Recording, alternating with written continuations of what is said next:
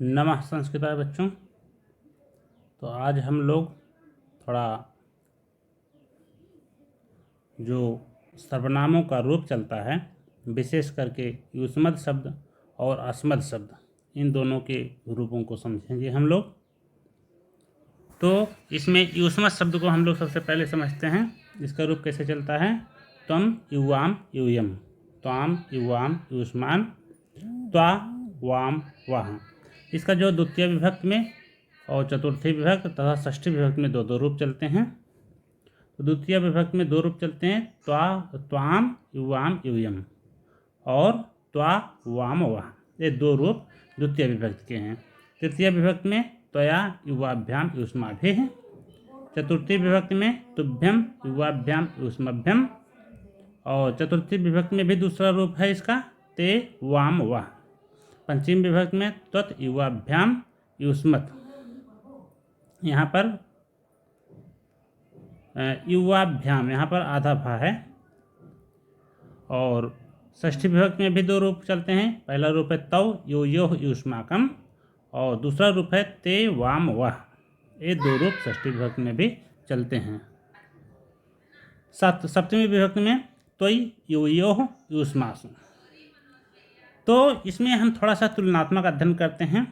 आप देख रहे हैं जो प्रथमा जो एक वचन का रूप है, त्वम त्वाम त्वा त्वया तुभ्यम ते त्वद तौ ते त्वयि, इसमें और ये जो एक वचन के रूप हैं इसमें सबके प्रारंभ में आधात्ता जुड़ा हुआ है।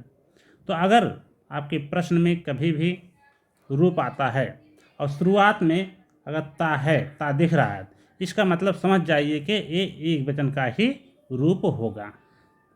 बाकी द्विवचन और बहुवचन में देखिए कहीं भी ता नहीं दिख रहा है, ना तो यहाँ पे कहीं भी ता नहीं दिख रहा है, ना तो बहुवचन में दिख रहा है, सिर्फ और सिर्फ एक वचन में ही ता दिख रहा है। तो त्वम युवाम यूयम। द्वितीय विभक्ति में त्वाम युवाम युष्मान, आप देख रहे हैं त्वाम युवाम युष्मान। और जब इसका दूसरा रूप चलता है, दूसरा रूप ज़्यादा करके पूछा जाता है परीक्षाओं में, तो इस पर विशेष करके ध्यान देना है। तो द्वितीय विभक्ति, चतुर्थी विभक्ति और षष्ठी विभक्ति, इनमें दो रूप चलते हैं।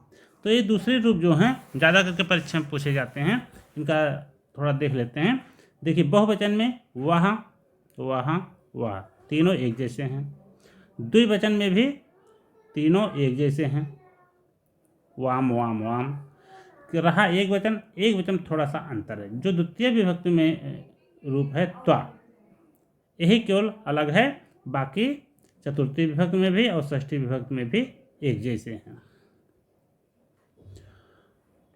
और द्वितीय विभक्ति में जो दूसरा रूप है त्वाम, त्वाम से यही माँ हटा दिया जाए तो त्वा हो जाता है। बस इतना ही अंतर है, तो ये चीज़ ध्यान रखना है। और युष्माभि, तृतीय विभक्ति बहुवचन में हमेशा आभि जुड़ जाता है। इसमें भी देखिए, और अस्मद् शब्द का जो रूप है अस्माभि, इसमें भी आभि जुड़ा हुआ है। आभि और किसी में भी नहीं जुड़ा हुआ है। सप्तमी विभक्ति बहुवचन में सु हमेशा जुड़ जाता है, आसु। अस्मास में इसमें भी देख लीजिए आसु। तो अगर अंत में सु जुड़ा हुआ है तो इसका मतलब सप्तमी विभक्ति बहुवचन का रूप है।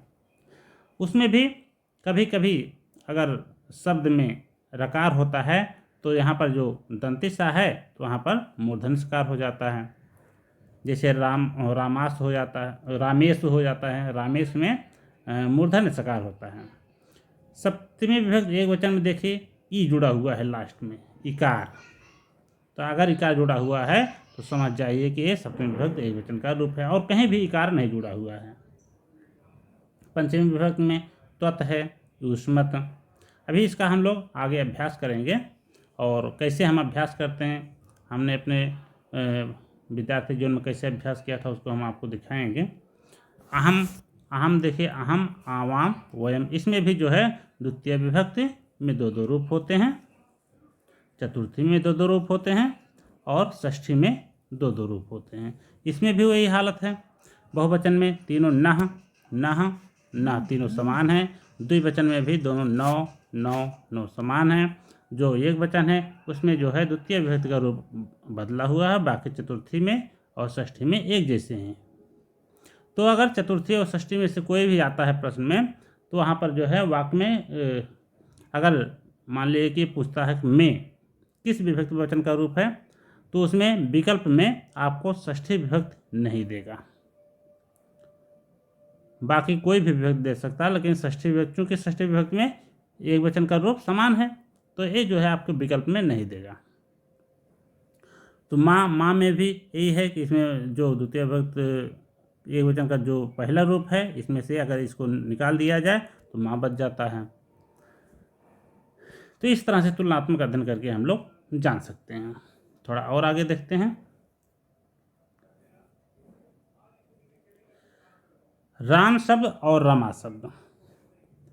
राम शब्द का रूप चलता है राम रामो रामा, रामम रामो रामान, रामेण रामाभ्यम रामैः, रामाय रामाभ्यम रामेभ्यः, रामात् रामाभ्यम रामेभ्यः, रामस्य रामयोः रामाणाम, रामे रामयोः रामेषु, हे रामो हे रामा। रमा, रमा का अर्थ होता है लक्ष्मी। इसका रूप कैसे चलेगा? रमा रमे रमाः, रमा रमे रमाः, रमाम रमे रमाः, रमया रमाभ्याम रमाभिः, रमायै रमाभ्याम रमाभ्यः, रमायाः रमाभ्याम रमाभ्यः, रमायाः रमयोः रमाणाम। अब देखिए, में जो स्त्रीलिंग होता है उसमें पंचमी विभक्ति और षष्ठी विभक्ति दोनों का एक वचन में दोनों रूप समान होते हैं, और जबकि राम शब्द में पंचमी विभक्ति और षष्ठी विभक्ति के रूप अलग अलग होते हैं। तो अगर शब्द के अंत में आधा सा या आ रहा है, समझ जाइए कि ये जो है षष्ठी विभक्ति एक वचन का रूप है। और पुल्लिंग, ये हर्ष, राम शब्द जो हर्ष अकारांत है। हमेशा मतलब व्याकरण में कभी भी कोई शब्द हर्ष अकारांत अगर आ रहा है तो वह शब्द या तो पुल्लिंग में होगा या तो नपुंसकलिंग में होगा। नपुंसकलिंग में जो फल शब्द होता है वह भी हर्ष अकारांत शब्द ही होता है। अगर दीर्घ अकारांत शब्द आ रहा है, जैसे रमा दीर्घ अकारांत है, तो हमेशा स्त्रीलिंग में वह शब्द होता है। तो जो शब्द रूप है उसमें द्विवचन को ज़्यादा याद रखने की जरूरत नहीं पड़ती, क्योंकि इसमें ज़्यादातर रूप समान होते हैं। प्रथम विभक्ति द्विवचन के रूप समान होते हैं, तृतीय चतुर्थी पंचमी के रूप समान होते हैं, और षष्ठी और सप्तमी के रूप समान होते हैं। बहुवचन की ज़्यादा जरूरत पड़ती है और जो है एक वचन की ज़्यादा जरूरत पड़ती है। तो रामः, रामः एक वचन में है, रामम द्विवचन में है, रामेण जो तृतीय विभक्ति एक वचन में होता है उसमें एण जुड़ा होता है। देखिए यहाँ पर रा शब्द आया है, इसलिए यहाँ पर रा के कारण यहाँ पर रा दिखाई दे रहा है। रामाय है, चतुर्थी विभक्ति एक वचन में हमेशा आय आता है पुल्लिंग में, और पंचमी विभक्ति में आत आता है, आत। षष्ठी में आधा साया आता है, और सप्तमी विभक्ति एक वचन में ए, ऊपर हमेशा ए की मात्रा रहती है। तो अगर जो है ईश्वर शब्द का रूप चलाना है, सप्तमी तो ईश्वरे हो जाएगा। बालक शब्द का रूप चलाना है तो बालके हो जाएगा सप्तमी विभक्ति एक वचन में, और षष्ठी विभक्ति में चलाना बालकस्य, तो उसमें आधा सा या जोड़ते चले जाइए। कोई भी पुल्लिंग हर्ष अकारांत पुल्लिंग शब्द है उसमें षष्ठी विभक्ति एक वचन का रूप बनाना है तो उसमें आधा सा या जोड़ते चले जाइए। रामात है, इसी तरह से द्वितीय विभक्ति बहुवचन में रामान, आन में हमेशा आन आता है, आन। और तृतीय विभक्ति बहुवचन में रामई है, तो बालक शब्द होगा तो बालकई हो जाएगा, ईश्वरई है। इसी तरह से बाल शब्द मान लो है, बाल का अर्थ होता है बालक या छोटा बच्चा, तो बालई हो जाएगा। तो इसी तरह से चतुर्थी विभक्ति बहुवचन और पंचमी विभक्ति बहुवचन का रूप हमेशा समान होता है पुल्लिंग अकारांत पुल्लिंग शब्दों में। और षष्ठी विभक्ति बहुवचन में रामाणाम हमेशा नाम आता है। तो यहाँ पर भी देखिए रा के कारण, जहाँ पर यहाँ पर ना होता था वहाँ पर यहाँ पर अड़ा हो रहा है हमेशा रा के कारण, तो रामाणाम। और यहाँ पर जो जो दंती सा हुआ करता था वहाँ पर मूर्धन्य सकार हो रहा है रा के कारण। संबोधन में हे राम, हे रामो, हे रामा। इसी प्रकार रमा शब्द को देख लीजिए, रमा रमे रमा, रमाम रमे रमा, ये दोनों रूप समान होते हैं। बहुवचन में भी ये दोनों रूप समान होता है, जबकि पुल्लिंग में रामा रामा दोनों भिन्न भिन्न होते हैं। और इसमें भी देखिए तृतीया, चतुर्थी, पंचमी द्विवचन के रूप समान होते हैं, और षष्ठी द्विवचन और सप्तमी द्विवचन के रूप समान होते हैं। अच्छा, रमायाहम और रमाया पंचमी विभक्ति एक वचन और षष्ठी विभक्ति एक वचन के रूप समान होते हैं, जबकि राम शब्द के रूप में पंचमी विभक्ति षष्ठी विभक्ति के रूप अलग अलग होते हैं। रमायाम, हे रामे की अपेक्षा देखिए रमायाम, यहाँ पर जो स्त्रीलिंग में जो शब्द रूप चलता है उसमें रमायाम अंत में जुड़ता है। तो याम अगर आ रहा तो समझ जाइए कि स्त्रीलिंग शब्द का सप्तमी विभक्ति एक वचन का रूप है। रमासु, अब देखिए रमास, यहाँ पर रा के कारण भी दंती सकार ही है, तो ये अंतर है कुछ चीज़ें। चतुर्थी विभक्ति एक वचन में रमायई है, जबकि राम शब्द के रूप में रामाय होता है, इसमें रमायई है। सीता शब्द का रूप चलेगा तो सीता यही है। रमया तृतीय वचन, तो अगर सीता शब्द का रूप है तो सीतया, रमाम। तो इस तरह से कुछ तुलनात्मक अध्ययन करके हम लोग जो है धातु रूपों का अध्ययन करते हैं। अगर तुलनात्मक अध्ययन आप लोग करते हैं तो निश्चय ही ये रूप आपको बहुत दिनों तक स्मरण रहेंगे, और जिस तरह का आगे मैं अभ्यास बताऊंगा उस तरह से आप लोग अभ्यास कीजिएगा। अब देखिए, तो ये जो मैं अभ्यास बता रहा हूँ ये अभ्यास कम से कम एक दो बार आप लोग दोहराइएगा। तो जैसे हम सभी शब्दों को अहम और युष्मद, अस्मद और युष्मद शब्द को, इसको मैंने क्रम से नहीं लिखा है। क्रम से लिखने याद करने पर क्या होता है कि पहाड़ी की तरह हम तो पढ़ते जाते हैं, उस समय जब हम पढ़ते हैं तो उस समय याद रहता है, लेकिन परीक्षा में इस तरह से नहीं होता। परीक्षाओं में एक एक शब्द दे दिया जाता है और पूछता किस विभक्ति वचन का है, अथवा ये पूछ लेता है युष्मद शब्द का सप्तमी विभक्ति एक वचन में क्या रूप होता है। तो अगर इस तरह से अभ्यास किए रहेंगे दोनों तरह से आप प्रश्नों को हल कर ले जाएंगे। जैसे युवाम शब्द है, युवाम, युवाम, तो युवाम शब्द द्वितीय विभक्ति प्रथमा विभक्ति द्विवचन और द्वितीय विभक्ति द्विवचन का रूप होता है। त्वम युवाम यूयम। तो इस तरह से आपको याद करना, युवाम शब्द को देखना है और याद करना है कि ये एक किस विभक्ति वचन का रूप है। तो युवाम शब्द है तो प्रथमा विभक्ति द्विवचन में इसका रूप होता है, और द्वितीय विभक्ति द्विवचन में युवाम शब्द बनता है। वहाँ मैंने बताया था कि द्वितीय विभक्ति चतुर्थी विभक्ति और षष्ठी विभक्ति में दो दो रूप चलते हैं।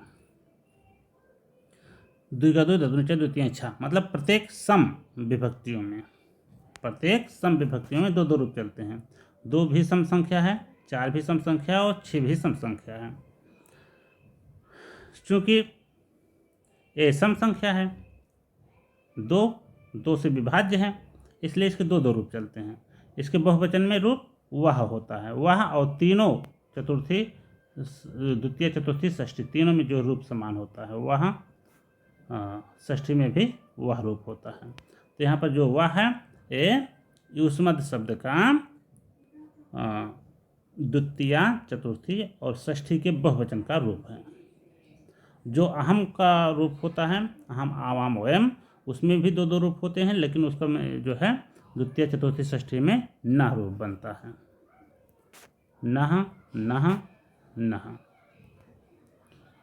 मानव नह, मानव नह, मानव नह, मेनव नह, मेनव नह।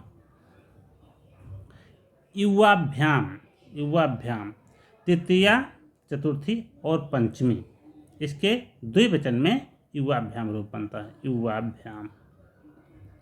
युवाभ्याम त्वया युवाभ्याम युष्माभिः।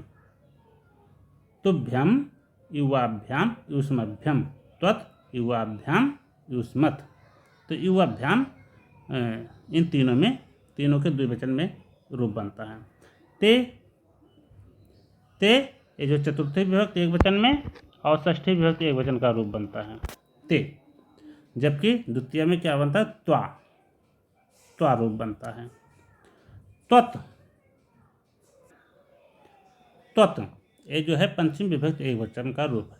त्वत् युवाभ्याम युष्मत्। वाम शब्द जो द्वितीय चतुर्थी और षष्ठी में दो रूप बनते हैं। त्वा वाम वहाँ। वाम ये जो वाम रूप होता है द्विवचन में, वाम तीनों में जो है एक समान होता है। यूयम त्वम युवाम यूयम। त्वाम युवाम युष्मान ये प्रथम विभक्ति बहुवचन का रूप है। युष्मान द्वितीय विभक्ति बहुवचन का रूप है। त्वा इसका दूसरा रूप है। द्वितीय विभक्ति एक वचन का दूसरा रूप है त्वा। वह ये तो बहुवचन में ही है। द्वितीय चतुर्थी षष्ठी का बहुवचन का रूप है। युवाभ्याम तृतीय चतुर्थी पंचमी का द्विवचन का रूप है। तव षष्ठी विभक्ति एक वचन का रूप है। त्वाम द्वितीय विभक्ति एक वचन का रूप है। जब इसमें से माँ कट जाता है तो इसका दूसरा रूप बन जाता है। मतलब त्वा और त्वाम ये दोनों जो है द्वितीय विभक्ति एक वचन के रूप होते हैं। त्वया तृतीय विभक्ति एक वचन का रूप है। युष्मभ्यम तुभ्यम युवाभ्याम युष्मभ्यम तो चतुर्थी विभक्ति बहुवचन का रूप युष्मभ्यम होता है। वाम द्विवचन का रूप है। जो दूसरे रूप बनते हैं द्वितीय चतुर्थी षष्ठी के, इसके जो है दूसरा रूप वाम होता है। युष्मत् शब्द पंचमी विभक्ति बहुवचन का रूप है। त्वत् युवाभ्याम युष्मत् युयोः षष्ठी और सप्तमी का दो वचन का रूप है। ते ये चतुर्थी और षष्ठी का एक वचन का रूप है। वह द्वितीय चतुर्थी षष्ठी का बहुवचन का रूप है। वाम ये जो है द्वितीय चतुर्थी षष्ठी का दो वचन का रूप है। त्वा वाम वह ते वाम वह ते वाम वह। युष्माकम षष्ठी विभक्ति बहुवचन का रूप है। तो सप्तमी विभक्ति वचन का रूप है। युष्मास देखिए सु है लास्ट में, सप्तमी विभक्ति बहुवचन का रूप है। युयोः षष्ठी विभक्ति सप्तमी विभक्ति बहुवचन का रूप है। अहम शब्द का अहम ये प्रथम विभक्ति एक वचन का रूप है। मह्यम चतुर्थी विभक्ति एक वचन का रूप है। मह्यम चतुर्थी विभक्ति एक वचन का रूप है। नह ये दूसरे रूप जो बनते हैं माँ नौ नह मे नौ नह मे नौ नह द्वितीय चतुर्थी और षष्ठी के बहुवचन का रूप है नह। असमान द्वितीय विभक्ति बहुवचन का रूप है। माम आवाम असमान माम द्वितीय विभक्ति एक वचन का रूप है। इसमें से माँ काट देंगे तो दूसरा रूप बन जाएगा। आवाभ्याम तृतीय चतुर्थी पंचमी का द्विवचन का रूप है। आवाम प्रथमा विभक्ति द्वितीय विभक्ति दो वचन का रूप है। अहम आवाम वयम माम आवाम अस्मान। नौ ये द्वितीय चतुर्थी और षष्ठी का दो वचन का रूप है। नौ माँ नौ नह मे नौ नह मे नौ नह माँ द्वितीय विभक्ति एक वचन का रूप है। मया ये तृतीय विभक्ति एक वचन का रूप है। मया वयम अहम आवाम वयम प्रथम विभक्ति बहुवचन का रूप है। अस्मभ्यम मह्यम आवाभ्यम अस्मभ्यम चतुर्थी बहुवचन का रूप है। नह बहुवचन का ही रूप है द्वितीय चतुर्थी और षष्ठी। नौ ये तो द्विवचन का ही रूप है। अस्माभि तृतीय विभक्ति बहुवचन का रूप है क्योंकि आभि बाद में जुड़ा हुआ है। में चतुर्थी विभक्ति और षष्ठी विभक्ति एक वचन का रूप है। अस्मत् आवाभ्याम मत आवाभ्याम अस्मत् पंचमी विभक्ति बहुवचन का रूप है। अस्मत् आवाभ्याम तृतीय चतुर्थी पंचमी द्विवचन का रूप है। मम षष्ठी विभक्ति एक वचन का रूप है। आवयोः सप्तमी और षष्ठी दो वचन का रूप है। आवयोः अंत में योः होता है। मत पंचमी विभक्ति एक वचन का रूप है। अस्मास सप्तमी विभक्ति बहुवचन का रूप है। अस्माकम षष्ठी विभक्ति बहुवचन का रूप है। अन्योः ये गलत हो गया है, यहाँ पर दूसरे शब्द का रूप मैंने लिख लिया है। मई सप्तमी विभक्ति एकवचन का रूप है, अस्मास सप्तमी विभक्ति बहुवचन का रूप है। तो इस प्रकार से अगर तुलनात्मक अध्ययन आप लोग करेंगे और इस जब आप तुलनात्मक अध्ययन करें तो प्रत्येक जैसे कि युष्मद और अस्मद के प्रत्येक रूप, युष्मद के 21 रूप हो जाते हैं, अस्मद के 21 रूप, तो 21 21 42 शब्दों को अलग अलग इस तरह से आप लोग लिख लीजिए और उसको देख करके इस तरह से आप सोचिए कि ये शब्द कहाँ किस विभक्ति वचन का रूप है। इस तरह से अगर 2-3 बार आप अभ्यास कर लेंगे तो ये बहुत दिनों के लिए तैयार हो जाएगा। आप लोग हमारे चैनल को सब्सक्राइब करें, लाइक करें और अपने दोस्तों के साथ शेयर करें तथा इस बेल आइकन पर क्लिक करें ताकि आपको नई नई वीडियोज़ मिलती रहें।